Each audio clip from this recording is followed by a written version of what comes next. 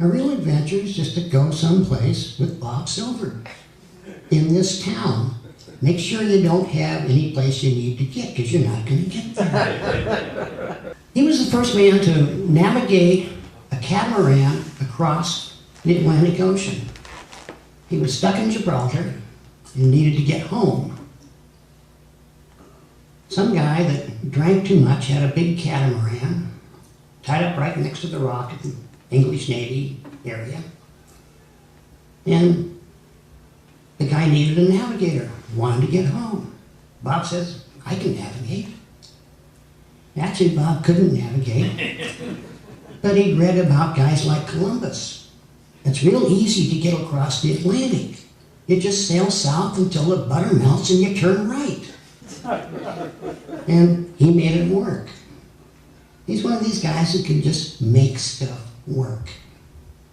And you kind of wonder how. I've been on different trips with him, and you're heading from point A to point B, and somehow or another you never get to point B.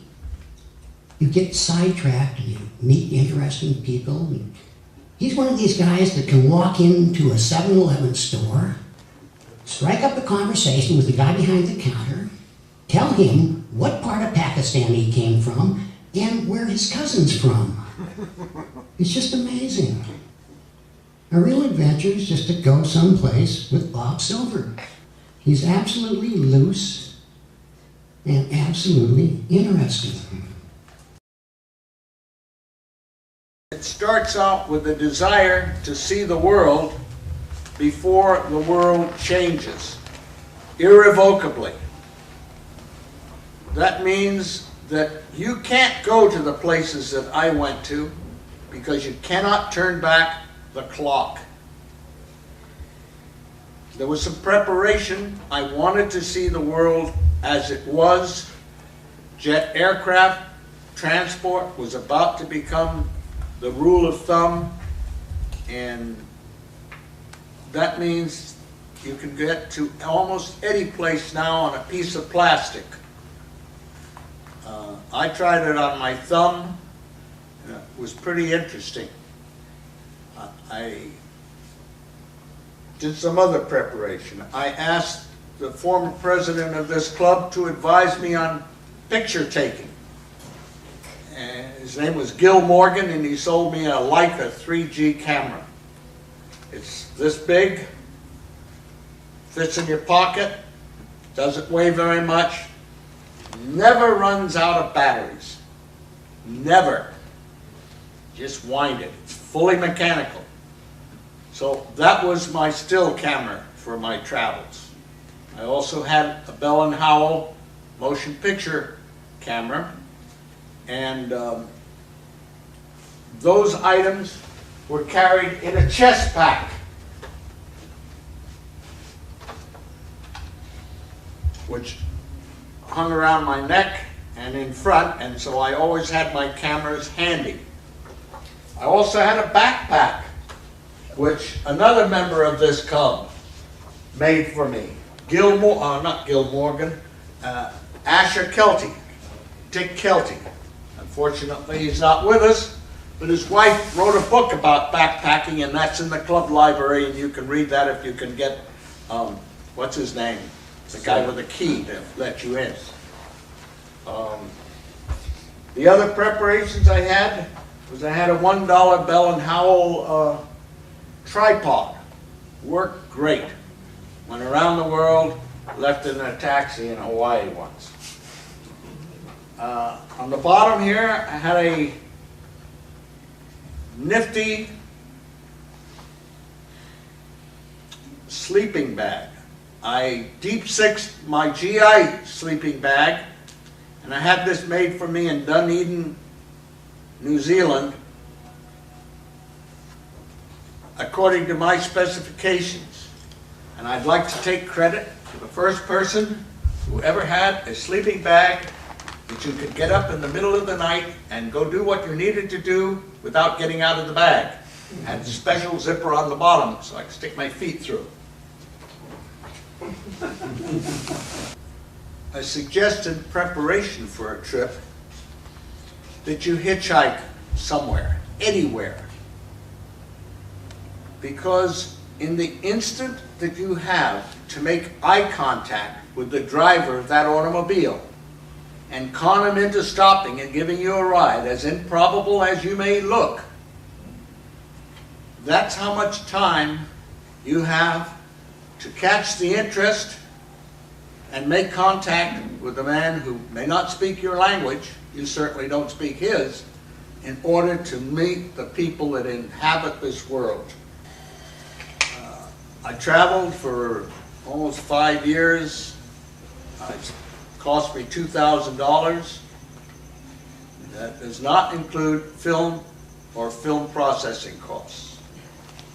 So I assure you that money can be a barrier between you and the country that you wanted to see or the people you wanted to meet. So here I am back in Singapore. Christmas Day has come and gone.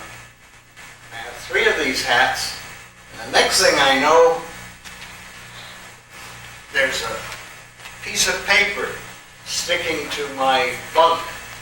I think the sweat was holding it there. And it said, call the RAF officer at Changi if you want to ride. And so, for the price of this hat, remember I had 3 of them, I had 25 cents US invested in them. I got a ride to Vietnam. It's a place that I thought the Democrats sent all their bad, nasty political friends to. And it was. This was early on. Anyway, so I got on, went up there, and the guy that flew me up there was a black American. It was a captain, U.S. Air Force, and he flew with an outfit called the Dirty 30. And that was 30 pilots, lived in a whorehouse in Geelong. Very well served. They had hot food all the time there. You know, the Chinese are great cooks. They know how to prepare a meal and keep the belly full. Anyway, so these 30 pilots, 1 major, 28 captains, and 1 lieutenant flew the right seat of DC-3s for the Vietnamese Air Force. And their principal task was to provide air transport and night illumination for the defense of small villages who were being attacked by the VC. And those were my friends. They were very great guys, and they flew me all over Vietnam because in the daytime they flew transport. People, military, civilians, chickens, artwork, whatever. Children. So we'd go to places like the Lat, Hue, Da Nang, Quang Ngai, lots of places. I'm very well traveled in Vietnam for a person who knows nothing about it. I went over to the American Consulate General. I reported in, I got a hold of somebody from the U.S. Information Office. He said, well, let me show you around Penang, which is an interesting place then, and surely is now. Have you ever been to an opium den? So the next person I'd like to introduce you to is the Madam of the Opium Den. I went in there, and I'm not as tall as I think I am.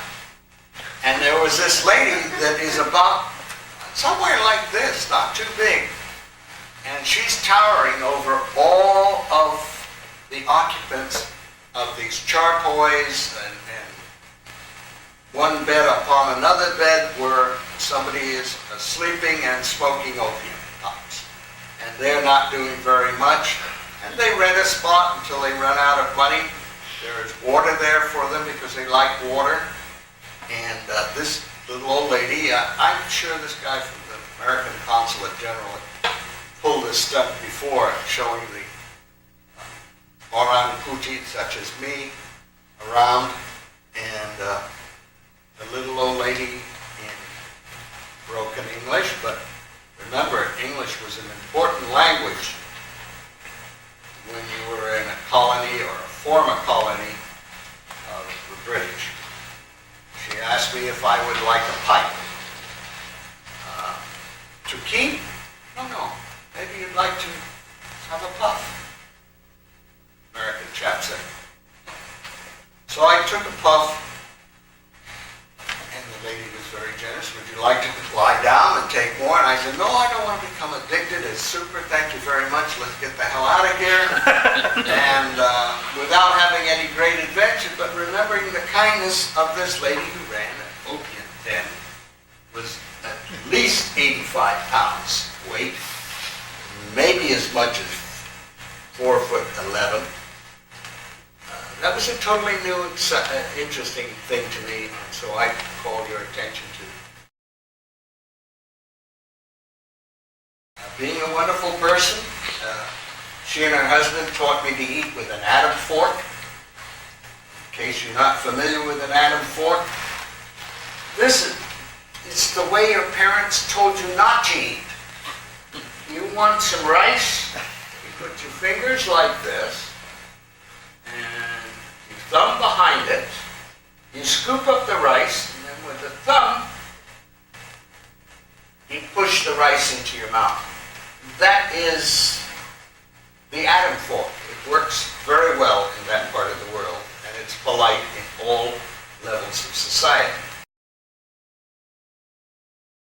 I've got to tell you about another American dragon lady. Let me put my hat on for her. And her name was Esther Harkleroad. And Esther was a secretary for a colonel in the Air Force in Saigon. I mean, if you're a colonel in the Air Force, you don't want to be anywhere but Saigon. I mean, damn few colonels left Saigon. There's about 4,500 Americans in the country at that time officially. Unofficially, I believe there were no more than about 6,500.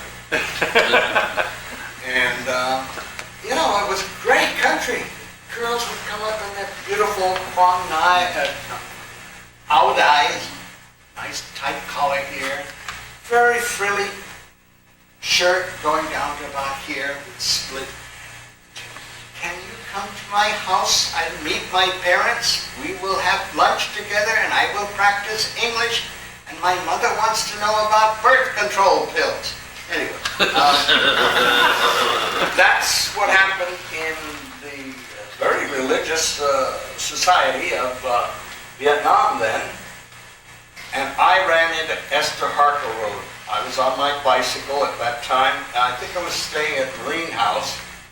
I was a lowly non-commissioned officer in the Marine Corps Reserve. Somebody made a mistake in thinking that I was retired and gave me a pass and said I was retired and I could go anywhere as a newspaperman, an independent journalist, blah, blah, blah. It was a way to fight a war. And here comes Esther Harkleroad. Now, she's about that tall, thin, pretty, intelligent, about 25 years old. And I had the temerity to invite her to lunch on my bicycle. We go off to some area where there is particularly good hawkers with little push stands with 2 wheels on them.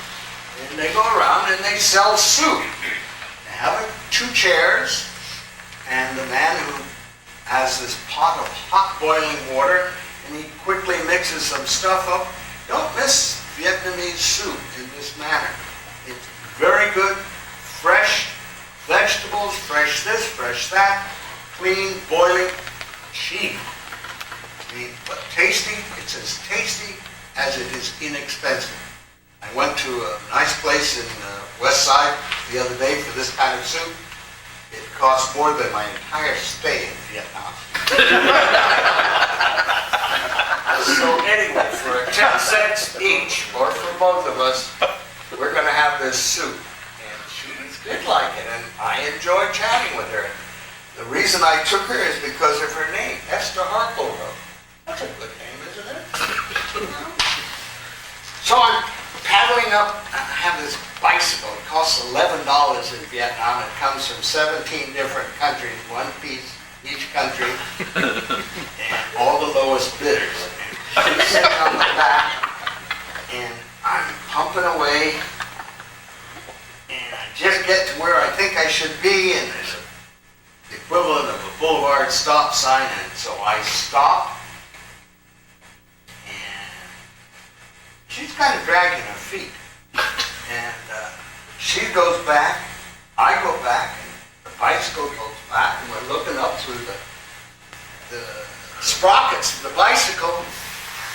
Just then, a military sedan, one of those things painted kind of greenish, not very impressive, comes by, the window comes down out of air-conditioned security.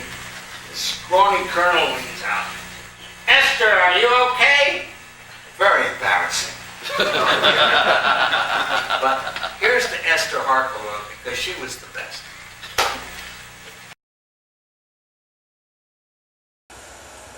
Now, one of the things they do in New Zealand is they do something called aerial top dressing, which is a fancy way of saying they take these terribly old planes. This was built 1 or 2 years after I was. It's a 1932 Tiger Moth. It's fully aerobatic. And because I did have a pilot's license and I did pretend I knew how to fly, they let me borrow the plane and film from it. So these are a little bit of the shots that I was able to get, and including this where I was trying to figure out what knob did what. And after this, they asked me to never fly again in New Zealand. The first thing a foreigner does, normally these days, is he does things that he's used to doing at home. And New Zealand, on the west side of North Island, there's a place called Piha. And we went surfing there since we brought some surfboards. And I'm not saying we're the best surfers or they're the best surfers, but I do think it is common for foreigners to go do something immediately upon getting someplace that they're familiar with. And I had with me the son of a lieutenant general whose hair at that time was the longest of any male in New Zealand. And you can perhaps see that his hair is pretty long. Now, mostly New Zealanders of those days, not today, they used to just go straight off. And you notice they don't cut. But, you know, such as it is, they learn fast. I think there's some New Zealanders today that have won world championships. So this is about 30 miles from Auckland on the east island, on the east side of the island. And the interesting thing, as I recall it, was the east side of the island, the sands out by the Coromandel Peninsula, which guards the entrance to Auckland Harbor, those sands are black. 30 miles away, the sands are all white. And you can drive up and down the west coast of North Island, miles and miles and miles, and so forth and so on and so forth. The other thing that occurred very early on is we learned about New Zealand hot rodding. That's an Austin 830 doing donuts on the beach. I got a ride then to Rangoon by air. I got off the plane, I went to the railroad station, and I got on the railroad, and I went up north. I went to Pagan and to Mandalay, and then finally by bus I got to Lashio, which is not far from the Chinese border.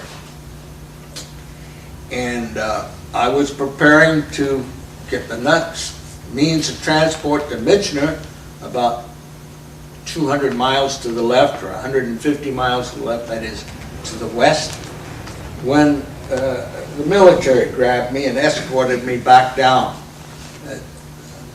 I had a 4-day visa for Burma, and I figured if I got in the boonies, they wouldn't have any government officials, but that's not exactly the way to run a dictatorship. And so they escorted me back down to the next town, and I got to play Chinlon in the next town. This is a game that's played with a hollow ball made out of rattan, and all the taxi cab drivers who are waiting for, there are no passengers, nobody wants them, but they got taxi drivers there, and they're all playing this game with their knees and their toes and their shoulders of this little ball, and 5 or 10 guys will stand around and keep the ball in the air. So I did learn something in Burma. I learned about Chinlon. I'd like to focus on what you cannot film, because I believe that's the essence. And the camera has robbed many of us of getting close to what we travel thousands of miles to see. In Lake Toba area, northern Sumatra, where the equator crosses that island, there are a group of people called the Bataks. They are about 400,000 strong in the early 60s. They are fortified by their sweet tooth for Americans. They at least tasted the first Americans that they had met 80 years earlier. And I had the good fortune to be invited to reside in the home of the son of the last king of the Batak people. And for you people who are interested in the Philippines, such as Ted Williams, I'm not speaking about the Bataks of Palawan Island. I'm speaking about the Bataks of Sumatra.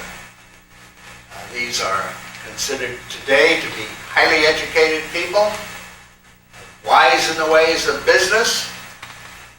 About half of them are Christianized, and about half of them are animists. They are not Muslims. And the first girl I'd like to tell you about is Rosemary Siagian, who was the granddaughter of the king. And somebody told me at Lake Toba that when I got to Medan, I should make my presence known to the Siagian family. They liked travelers. And I was amazed. Rosemary Siagian spoke Dutch, English, Javanese, Bahasa Melayu, and I probably left out something, but she was worldly without ever having left the Indonesian Isles, but she now lived at home because the dictator Sukarno had heard about her and had sent one of his pimps to take her off one of the Garuda Airlines where she worked as a flight hostess. This is in 1960. And take her to the palace. And her family was not interested in that. That was 1,000 miles away practically, Jakarta, that was happening. So her father had a very interesting title. He was superintendent of schools for an area about the size of Riverside, or maybe larger.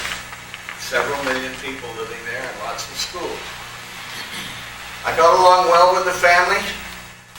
There were 2 young sisters. There was Rosemary and the evil princess, the other one. But when it came time for me to leave, Rosemary, in the traditions of the Batak people, took a bowl of water in which she put some floating oranges and some floating rose petals, and she washed my feet. Travelers' feet getting washed. sort of an impressive ceremony for me, and my Becha was in the driveway. We lived on Patrice Lumumba Street. Remember, things were different then.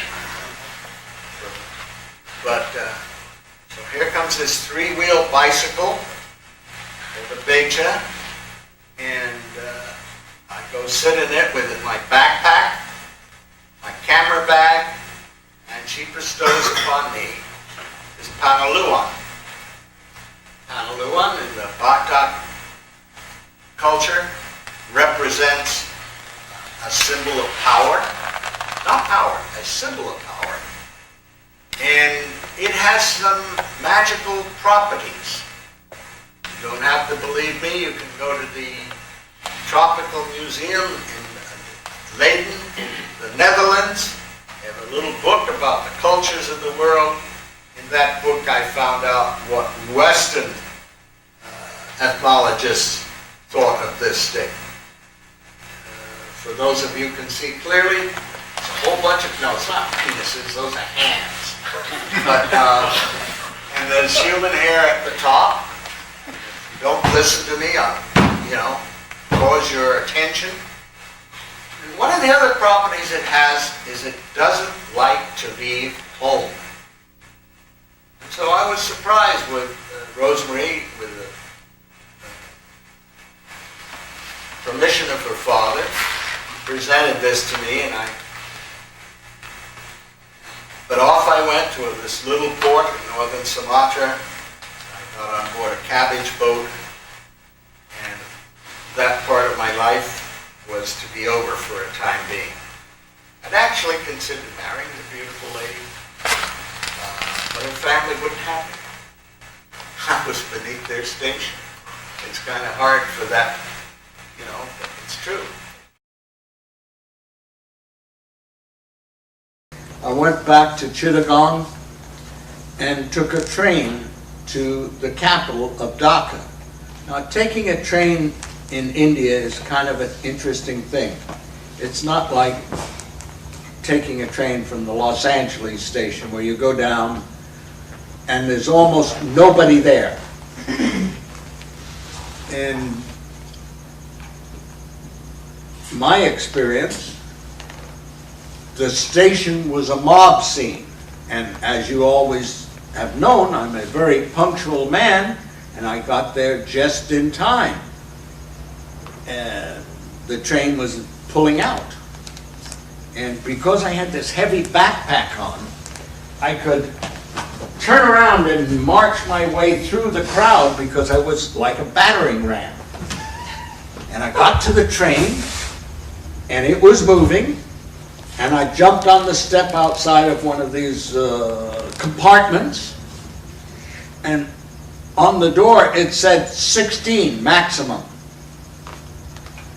Well, I tied myself to the door with a belt because I didn't want to fall off. The compartment was full. I later counted the number of people that were on top of the compartment, outside of the compartment, and in the compartment. It was 62. Well, after a few miles of jogging along, and I was safe because I was tied on, because otherwise I might have fallen asleep and fallen off. Sleep is a very bad thing when it overcomes you. It overcomes you at the wrong time sometimes. You will miss something important. And arm reaches out through the window of the door of the compartment. It's a big, brawny arm. And this nice Australian accent says, "Want to come on in, mate?" And I surely did. I was glad I was in the strong arms of an Australian, because he pulled me through the small opening, and I got to join the 50 or so people that were in that little compartment. They were all Bengalis. They were all on holiday from the university. They all wanted to talk about communism and what it was like to be an American imperialist. And they wanted to keep me awake all the way to Dhaka. And they probably did. Well, I went to a place called Sialkot and I asked for permission to transit to go to Bhutan. And any of you ever been down to City Hall and needed something signed or anything like that? You ain't seen nothing yet. India has bureaucracy that they haven't even counted. Well, there was somebody there who said no. I had heard that it was easier to say I'm sorry than to ask for something, so I set off for Bhutan anyway. And I traveled by bus now. When I got to the end of the bus ride, well, first I traveled by train, then I traveled by bus. When I got to the end of the bus, I got off, naturally. The bus turned around, I'm going to go somewhere else and reverse its trip. And there were a great crowd of people, 50 or 60, more than this audience, crowded around a dancing bear. And they're all watching the bear, and the police are watching me, and they want to see my passport. I held it up. Pretty soon the bear wants to see my passport. He stops, comes over, and he's looking over the shoulder of the police at my passport. Scout's honor. Well, they were nonplussed by it. They went back to watching the bear dance, and I wandered up to the border of India and Bhutan. And there was a piece of bamboo on a kind of a swaying type of thing, and it was up.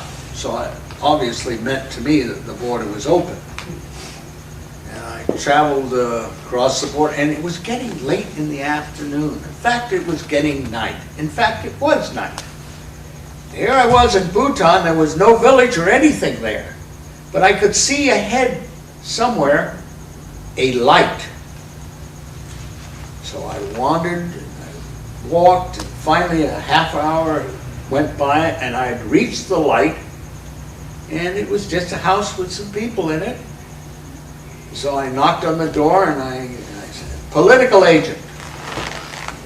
That's the man in Sialkot. That was his title. Obviously, it meant power, raw power. So if anybody could say political agent, maybe you should listen to him or do something. And so in a mixture of various languages that I'd picked up, some Spanish, some French, whatever, I asked for permission to stay the night there and to have some water. After a while, Mingma Sering Nadik, who's been to this club, and 2 years ago he came to this club. He's a leading entrepreneur in Bhutan. He answered me in perfect English and took me off the hook, so to speak. Said, "Welcome, welcome." And I had sort of passed some sort of test, because instead of asking for food, I'd ask for water, and I prepared some food out of my mess kit there. And so obviously, maybe I wasn't the political agent, but maybe. And one thing led to another. I stayed the night. The next day he said, "Well, if you want to visit Bhutan, here's what we're going to have to do. We're going to have to smuggle you out of Bhutan into India." And the instructions were like a spy novel. You get to such and such a place, and then you get on the train. It's kind of like a Tunaville trolley. It's a narrow gauge train, and it toodles along the tracks at about 15 miles an hour, maybe 20. If you miss the train, you can catch up with it. So I traveled east, and I got to wherever it was he told me to get off, and it was raining like hell. It was one of those places where they measure the annual rainfall in feet. It was really raining. And he'd given me specific directions. Now, you have all traveled some, and you know when you ask directions, you get a various bunch of things, you know. You go down to the 7-Eleven, you turn left, well, his directions were all in meters or feet. And you go so far in this direction, and then you go so far in this direction, and a Jeep will meet you. And you get into the Jeep, and you don't say anything, and he'll take you to Phuncholing, Bhutan. And I did exactly as he told me, and it worked exactly as he said it would. Remember that it's raining, it's nighttime, I don't speak the language. Some guy shoves a flashlight in my face when we get to the border. Works fine, I just grunt. I mean, what do you say when you get to the Tijuana border? You say America, or something like that, and the guy waves you on. Well, that's the way it went, and that's how I first got to the principal entry point of Bhutan. The Indians are pretty crafty too. They sent some police to Bhutan to arrest me. I was without a line crossing permit, and so I gave my pistola. I had a little .25 automatic, which I used to have in a neck holster here, and I gave it to Jigme, not Jigme, I gave it to Mingma Saranadik, and I was escorted out of the country under armed guard. We got to the railroad station, and they required me to pay my own fare on the train, where they took me to the capital of the province, where I would be tried in a court of law and whatever. So, much as I didn't want to pay for my own fare, Mingma had given me $100 for my pistola, which is a lot of rupees. And so I bought first-class train tickets for myself and upgraded the normal free passes of the police so they could ride with me in the first-class compartment, and things were going well. But when I got to the capital of the province, and they showed me the jail, which was just a little bit larger than this rostrum. It was 6 feet high and 4 feet long, or the other directions, I'm not sure. And it had a dust and rust encumbered screen for air. I figured I'd not survive in that. And I pleaded whatever, and they now were softened to my approach to life, and they decided that since it was Saturday and the court was closed and it was a national holiday and blah, blah, blah, they would incarcerate me in the first-class waiting room at the railroad station. And I still have pictures of my guards sleeping soundly in those luxurious accommodations. Well, after a couple of days there, and the national holiday kept on going and going and going, I asked them to take me to the judge. And they took me to the judge's home. And the judge listened to what I had to say, and he said, well, court's not in session, but I find you guilty, and I sentence you to time served. Now get the hell out of here and have a good holiday. Very nice judge. So I started up the valley, and I really had some crappy Air Force maps. You think this is bad? I mean, they'd have little red lines. I think that would mean a highway. And somebody spilled his Cabernet Sauvignon on the map, that's all. You couldn't trust those charts. Anyway, it was getting steep, and my backpack was heavy, and I said, this is a kind of crummy idea. I better find some place to be, at least for the night. I don't know how far it is. And I found another light. I said, hello! And out of the insides of this house, where there was a light, a voice replied, "Do you play bridge?" There's only one answer if you want, decent place to stay that night. Certainly. So there were 3 Peace Corps people there. 2 guys and a gal, something like that. And they needed a 4th for bridge. And I kind of like my navigation skills. I overstated them. But anyway, we played bridge for a while, and they said, this is a really bad idea you have of trying to walk to Namche Bazaar up this canyon. It'll take you a couple of weeks to get there, and you're going to lose a lot of weight on the trip because there's nothing in between here and there. Or at least there wasn't then. But there are a couple of British Army guys in this town recruiting Gurkha troops. And one of them has a Jeep. And so we'll make the introduction for you. And the King of Nepal is on a trip, and he's coming down this valley, and he's going to India, and the Royal Nepal airplane, a Goonie Bird, or DC-3, is going to pick him up in India and fly him to Kathmandu. There must be something you can figure out how to get on that plane. It'll save you a lot of walking.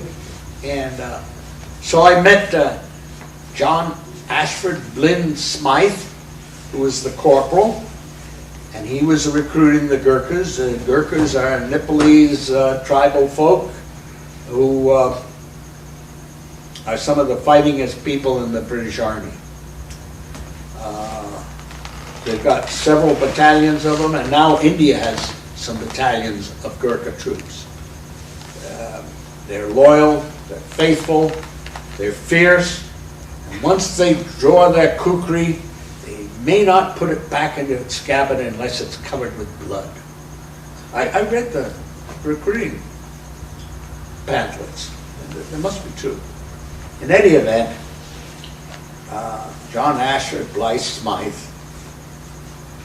said, well, he would take me near that airport if I would get up early in the morning, and I traveled with him on the Jeep across the Nepalese border into India, and it was raining. It was raining pretty hard. You want to know how hard it was raining? When they let me out of the Jeep and I walked towards the airfield was underwater. They were having submarine races. Anyway, I found a place where a plane could land. There was nothing at this airstrip. There were just no people.